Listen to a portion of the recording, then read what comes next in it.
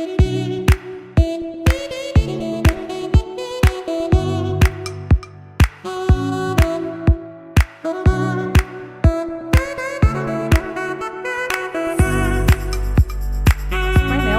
a nossa última palestra tem como tema Inovação em Compras, a visão do Tribunal de Contas do Estado de Santa Catarina. Quem falará sobre esse tema é a palestrante Denise Stricker, ela que é diretora de licitações do Tribunal de Contas do Estado de Santa Catarina. Passa a palavra, então, a Denise.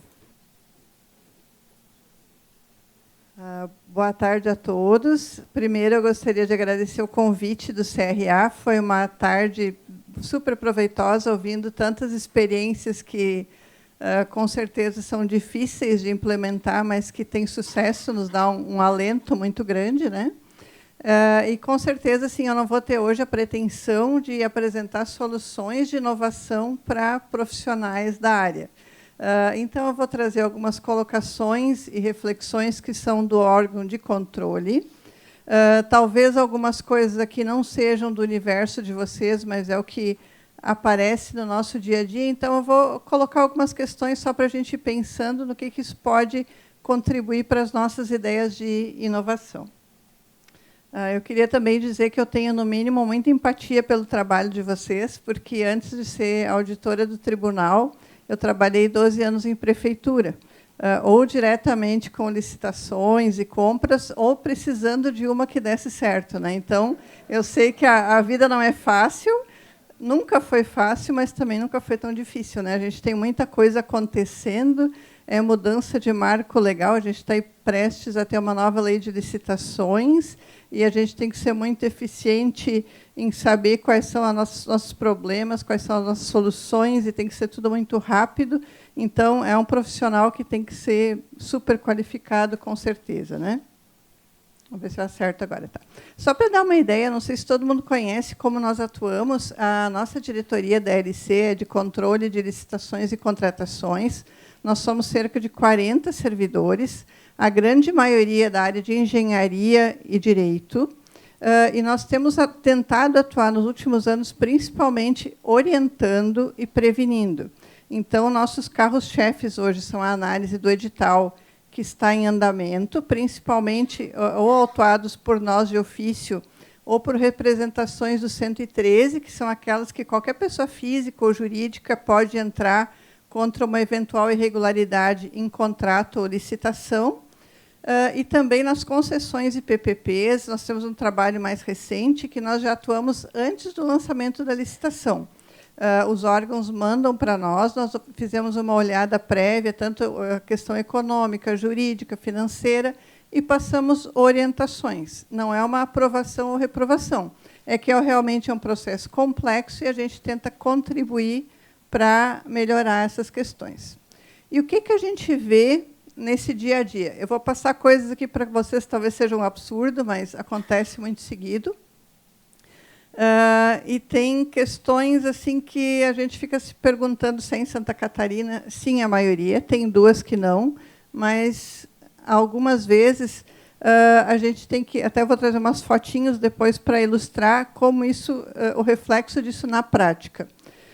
O que a gente, se fosse resumir hoje em licitação e contrato, o que tem de erro mais frequente? Com certeza, assim, o campeão é o planejamento. E é interessante que todas as falas do dia vão se complementando. Vocês vão ver que muitas vezes a gente está pensando praticamente igual e nossa intenção é a mesma, tanto do controle quanto do órgão executor, né? Então, planejamento, topo da lista. Restrição injustificada, qualificação técnica excessiva, direcionada, uma descrição do objeto que limita muito o mercado, publicidade ruim, por exemplo, coisas que acontecem, que parece mentira, publicar um pregão com 4 dias de antecedência, não disponibilizar o edital, não disponibilizar anexo por e-mail, assim, é como se fosse fazer uma grande cruzada para impedir o possível fornecedor de conseguir as mínimas informações que ele precisa para fazer uma proposta. Orçamento e pesquisa de preço, a velha lenda, né? Precisa ter 3 propostas de possíveis fornecedores, que é uma solução que muitas vezes dá um preço que não atenta com a realidade, e teriam outras fontes mais confiáveis. Então, hoje a gente fala em cesta de preços, como o TCU também já orienta, né?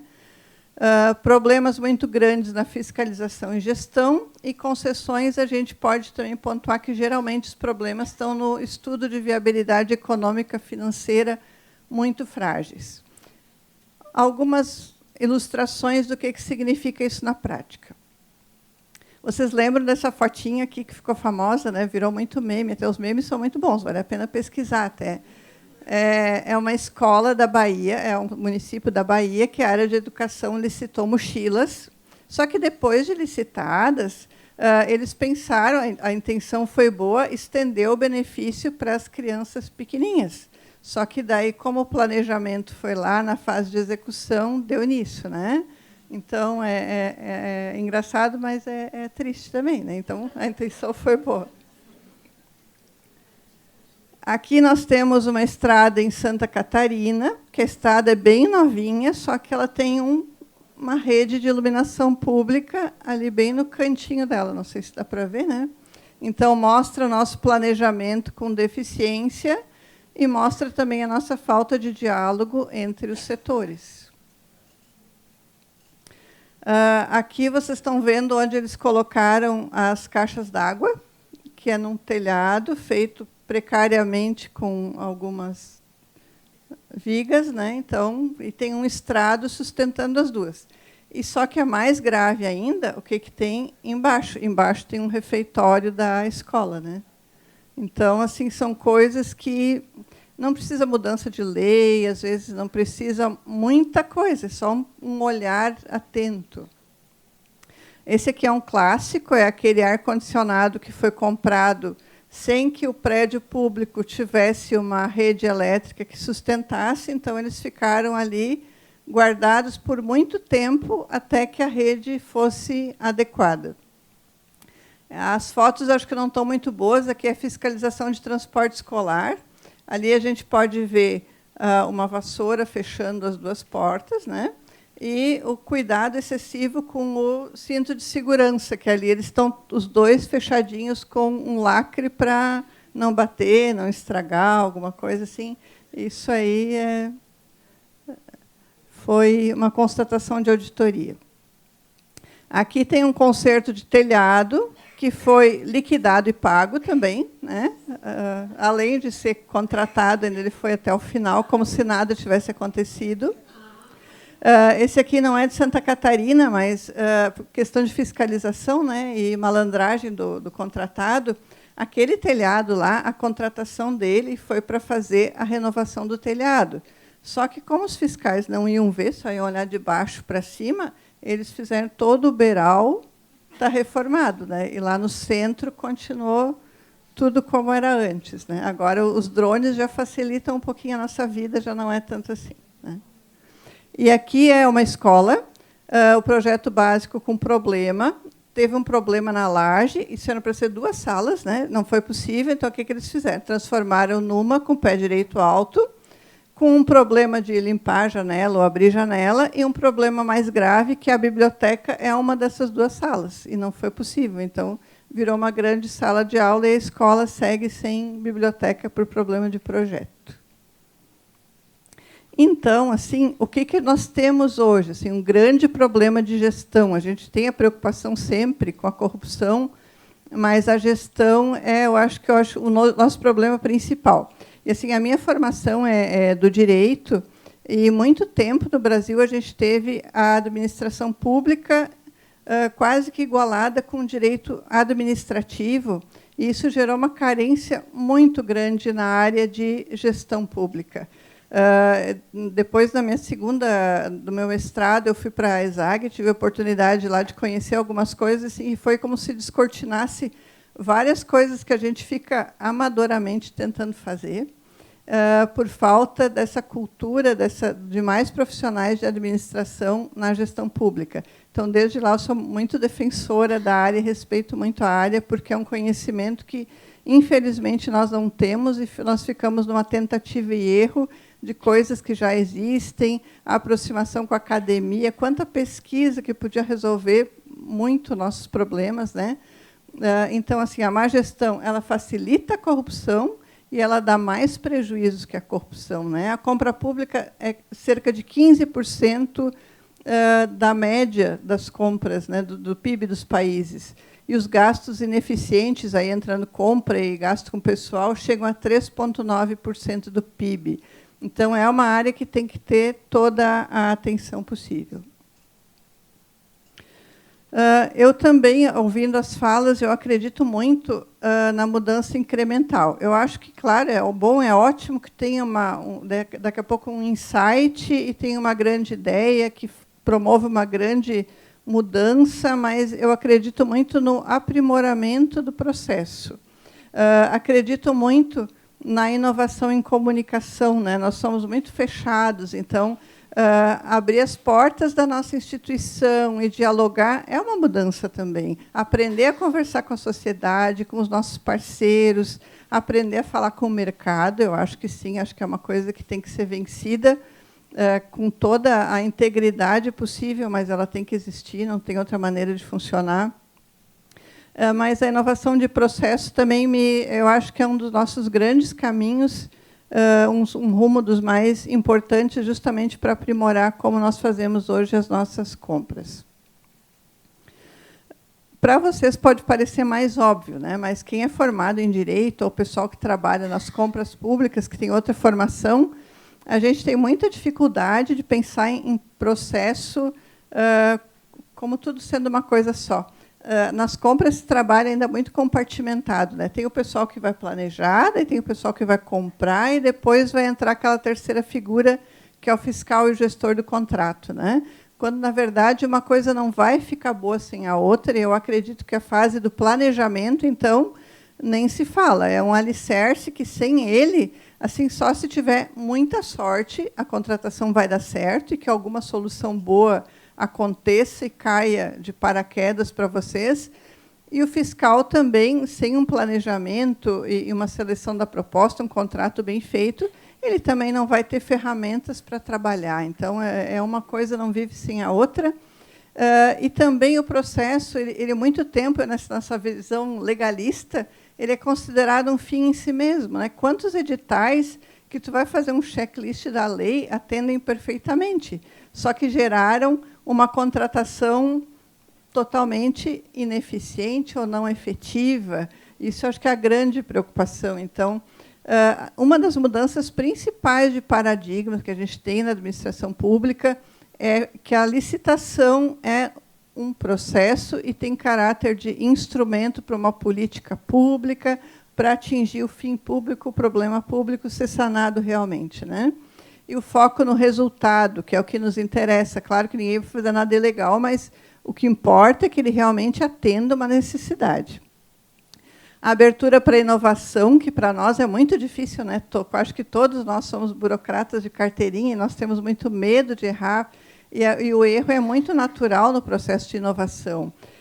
O que a gente tem que cuidar muito, porque também, quando chega a onda de inovação, chega muita gente com uma solução mágica, sem estrutura nenhuma. Isso acontece seguido. Então, quando a gente fala em inovação, tem que ter um fundamento e tem que ser estudado, né? Eu trabalhei em prefeitura, não sei se vocês já passaram por isso. O dia que o prefeito acorda e vai lá e chama um de vocês e diz assim: tive uma ideia maravilhosa ontem, né? Até fim da semana eu quero ela pronta, né? Isso dá um arrepio, isso não tem como dar certo, né? E não é uma coisa tão rara. E eu acho assim, a participação da sociedade, a gente não sabe conversar com a sociedade. Tem um gestor de transporte público, que era um transporte público assim especialmente complicado, que nós perguntamos para ele, numa dessas análises de concessão, tá aí, o usuário foi ouvido, vocês viram os principais problemas. Não, mas não precisa, eu sei o que eles querem. Não sabe, a gente não sabe. Quem sabe é quem está lá na ponta. Não tem como a gente adivinhar. Tem saberes diferentes. A gente pode saber fazer algumas coisas, mas a gente não vai saber tudo para solucionar tudo. Tem que ouvir muito, né? E tem que quebrar um pouco essa barreira do nosso gabinete, nosso ar-condicionado, e um pouquinho para quem está precisando da solução. Então, assim, sempre capacitação, valorização da área. Eu acho que é uma área que tem que ser muito respeitada, ela é muito estratégica na instituição.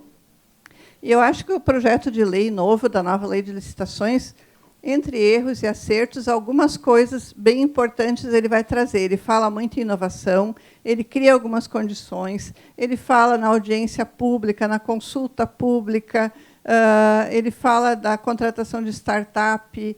Então, tem a arbitragem, o diálogo competitivo. Ele está ajudando a quebrar um pouquinho essas questões que a gente sempre teve medo de tratar. E o Tribunal de Contas, nessa história, é uma instituição pública também, e ela também tem que se preparar para isso, e tem muitos desafios, né? Então, nós também temos que nos abrir para a inovação. A gente tem tentado, ao máximo, abrir as portas para conversar. Várias soluções já foram negociadas e adaptadas e trabalhadas junto conosco. A gente sempre tem deixado sempre a porta aberta para isso, né? E sempre o equilíbrio entre punição e orientação. A punição ela não é tão efetiva como a gente quer, não é a nossa ideia hoje, não é essa a prioridade, né? E nós também temos que nos especializar. A alta demanda, às vezes, nos prejudica muito, essa demanda de representação, a gente acaba não tendo tempo para focar, escolher assuntos a tratar, né? Mas é uma questão que a gente está tratando internamente. E, depois disso, a gente também quer aproximar cada vez mais com a sociedade, controle social. Às vezes, a gente não pode criar uma expectativa que hoje não vai conseguir atender, então, o tribunal tem focado em se preparar para isso. Rapidamente, algumas falas do nosso presidente, né? Ele fala muito no aprimoramento da administração, que as cortes de contas também passam por uma transformação e que tem que se transformar em tribunais de governança pública, fomentando boas práticas na administração, de forma dialógica e, quando necessário, impositiva. O tribunal tem que ser reinventado e conectado à demanda dos cidadãos e com o uso de ferramentas de tecnologia, reestruturação administrativa e uma gestão proativa. Devido ao tempo, só tem 5 minutos, acho que eu não vou conseguir passar tudo para vocês, mas algumas questões a gente está trabalhando, né, principalmente nessa nova gestão. Estamos começando a usar a inteligência artificial para análise de editais. Nós temos um laboratório de obras recém-inaugurado que vai verificar as especificações de asfalto, principalmente, que está sendo bem interessante. Há pouco começou o trabalho. Trilhas informatizadas de auditoria, que vai nos facilitar bastante. Uma reforma administrativa para tentar tornar mais ágil a nossa análise e mais no foco do que realmente é uma prioridade. E aqui eu destaquei também, para passar um pouquinho da ideia do que se pretende, um trecho de um artigo da nossa auditora substituta, a doutora Sabrina, em que ela fala que o desafio é justamente de tentar utilizar as regras processuais sem que isso conduza a mais uma etapa burocrática dissociada do propósito central que deve estar presente nos órgãos de controle. Melhor servir a sociedade, uma missão aparentemente óbvia para o sistema de controle, mas que é corroída pela prática burocrática direcionada para um modelo de controle do século XIX, centrado apenas em números e excesso de formalismos. Contribuir para o bem-estar de todos é certamente um dos mais significativos propósitos para os tribunais de contas do século XXI. Então, essa é a nossa linha de pensamento, que a gente também não chegamos lá ainda, mas é um caminho que nós tentamos trilhar junto com as unidades jurisdicionadas, com parcerias com a sociedade, parceria com os outros órgãos de controle. E eu acho que é um caminho sem volta. A gente vê que é necessário, não tem outra maneira, a gente tem que fazer diferente, né? E, para finalizar, então, resume muito o que todo mundo falou aqui, né, que a transformação não acontece quando a sociedade adota novas ferramentas, mas sim quando ela adota novos comportamentos. Acho que esse olhar que a gente tem que trabalhar, e é nesse ponto, então, que o tribunal vai ficar sempre como partícipe disso, se oferece como parceiro para qualquer melhoria que for pretendida na administração pública. Tá bom?